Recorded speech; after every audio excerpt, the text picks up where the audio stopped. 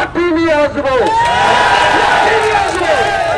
চার ভোট নিয়ে মুখ্যমন্ত্রী ক্ষমতায় আছে, তার বাড়ির ছিলেন সেই ভোটারটাকে আজকে পিটিয়ে হত্যা করলো। মুখ্যমন্ত্রীর মুখে কোনো শব্দ নাই কেন? খালি হাতে আসছি।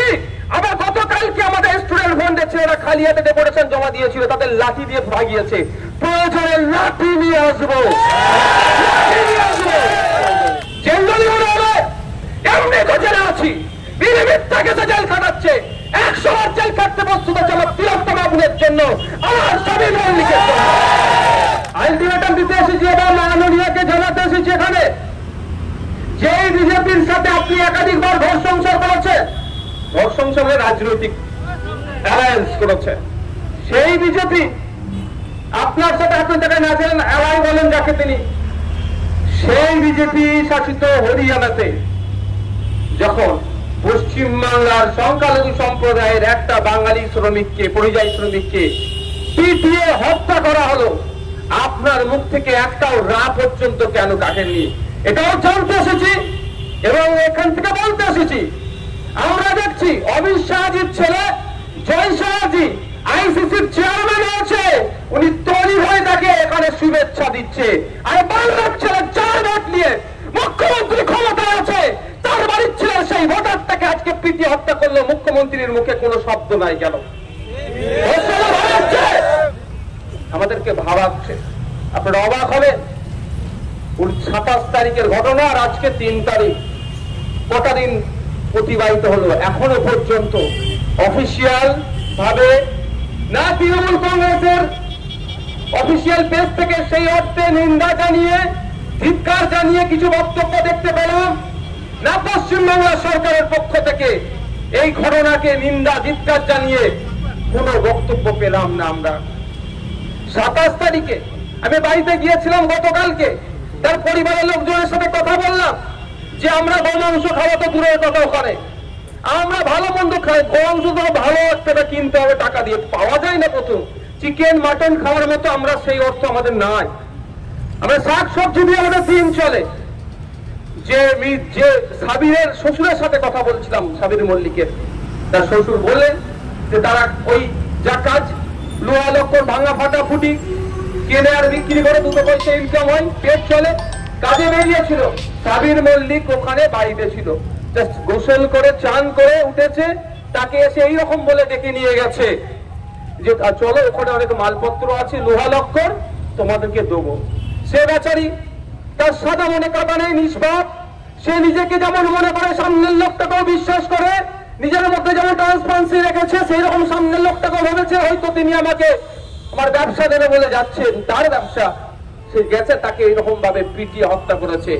শুধুমাত্র অভিযোগটা এই জন্যই তুলেছে গোমাংস, যাতে কিছু মানুষ ওই খুনিদের, ওই সন্ত্রাসীদের সাথ দেয়, সেই জন্য তাকে হত্যা করে দিল। শুধু তাকে হত্যা না, ওখানে একাধিক আসামের লোক ছিল, তাদেরকে এইরকম নির্যাতনের শিকার হতে হয়েছে। বন্ধুগণ, এই মর্মান্তিক ঘটনা ঘটে গেল, কিন্তু আমার রাজ্যের মাননীয় মুখ্যমন্ত্রীর কোনো আমরা শব্দ খুঁজে পেলাম না। এটাকে টুইট করা থেকে শুরু করে প্রতিবাদ করতে কোনো দেখলাম না। হরিয়ানার বিজেপির বড় সরকার চলছে, হরিয়ানা কিছুদিনের মধ্যে নির্বাচন হবে, ওখানে বিজেপি সরকার পরাস্ত হবে, তারা বুঝে নিয়েছে। সেই জন্যই ধর্মীয় উন্মাদনা তুলে মানুষের মধ্যে ধর্মের মধ্যে বিভেদ লাগিয়ে দিয়ে সাম্প্রদায়িক শক্তি আবার ক্ষমতার মস্তকে থাকার জন্য যে চরমনৈতিক কাজ করেছে, আমার রাজ্যের যারা এমপি, যারা ভোটে নির্বাচিত হয়ে গিয়েছে, তাদের মুখে একটা শব্দ দেখতে পেলাম না। আমাদের ভালো লাগছে, তাই আজকে আলটিমেটাম দিতে এসেছি, বলতে এসেছি 3 লক্ষ টাকা নাকি সাবির মল্লিকের পরিবারকে দিয়েছে। কে টাকাটা দিয়েছে, কোথা থেকে এসেছে, এখনো পর্যন্ত সঠিকভাবে জানতে পারলাম না। কারো ভালো লাগলে 3 লাখ 30 লাখ দিতে পারে, কিন্তু রাজ্য সরকার কি ভূমিকা নিচ্ছেন, বিভিন্ন ক্ষেত্রে ইভেন মদ খেয়ে মারা গেলে সেখানে 2 লক্ষ টাকা দিয়ে দিচ্ছে। এক্ষেত্রে রাজ্য সরকার আমরা 1 সপ্তাহ টাইম দিচ্ছি, যদি সরকারি ভাবে ক্ষতিপূরণ ব্যবস্থা করে, এখানে এসবির লোক আছে, আইবির লোক আছে, বিভিন্ন পুলিশের লোকজন আছে, তাদের মাধ্যম দিয়ে রাজ্য সরকারের কাছে বার্তা দিতে চাইছি, যদি 1 সপ্তাহের মধ্যে রাজ্য সরকার ক্ষতিপূরণ ব্যবস্থা করে, তাহলে আমাদের 1 সপ্তাহ পরে ডেস্টিনেশন কোথায় হবে, আপনার লেবার দপ্তর ঘেরাও হবে। যদি মনে করেন, এটাও বলে রাখছি, খালি হাতে আসছি, আবার খালি হাতে ডেপুটেশন জমা দিয়েছিল, তাদের লাঠি দিয়ে ভাগিয়েছে। প্রয়োজনে লাঠি নিয়ে আসবো, আইনকে সঠিক পথে চালানোর জন্য। কাউকে মারতে আসবো না, আইনকে আইনের পথে চালানোর জন্য। এমনি তো জেলে আছি, মিথ্যাকে জেল কাটাচ্ছে, 100 বার জেল কাটতে বস্তুত চলো তিলোত্তমা গুণের জন্য, আমার স্বামী মৌলিকের জন্য। কোন ধমকি চমকিতে আমাদের চলবে না, একটা সপ্তাহ অপেক্ষা করবো। অনেক হয়েছে, যার মধ্যে ক্ষমতার মসনদে আছে তাকে পৃথিবী মারছেন উনি। ওখান থেকে জন্মদিনে মোদিজির ফুল মিষ্টি পাঠাচ্ছে শুধু। এখন ভোটটা আসেনি বলে, নাহলে এটাকে নিয়ে এত সুন্দর ব্র্যান্ডিং করতে আপনারা অবাক হয়ে গেছেন যে মমতা ব্যানার্জি তৃণমূলের থেকে বড় পিছড়ে বর্গে মানুষকে ভালোবাসার আর কেউ নয়। এটা আমার বাড়িতে আছে, আমার আদিবাসী সমাজের আমার মা শিকারি মোড়া। আমি পরিবারের সাথে যোগাযোগ করছি আমরা। তাকে গত বছরের অভিযোগ এটা ছিল যে পুলিশ কাস্টডিতে নাকি তাকে এত টর্চার করেছে, তাকে খুন হতে হয়েছিল। তার পরিবার এই অভিযোগ তুলেছে। শিকারি মোড়ার কেসটা আর আমাদের আবু সিদ্দিক হালদারের কেসটা নিয়ে আমরা খুব তাড়াতাড়ি সুপ্রিম কোর্টে যাচ্ছি। আইনি লড়াই করবো আমরা। অনেক হয়েছে, তা বন্ধ করতে হবে। বন্ধুগণ যারা উপস্থিত হয়েছেন, শুধুমাত্র এই ধরনের এই ঘটনা নতুন ঘটনা নয়।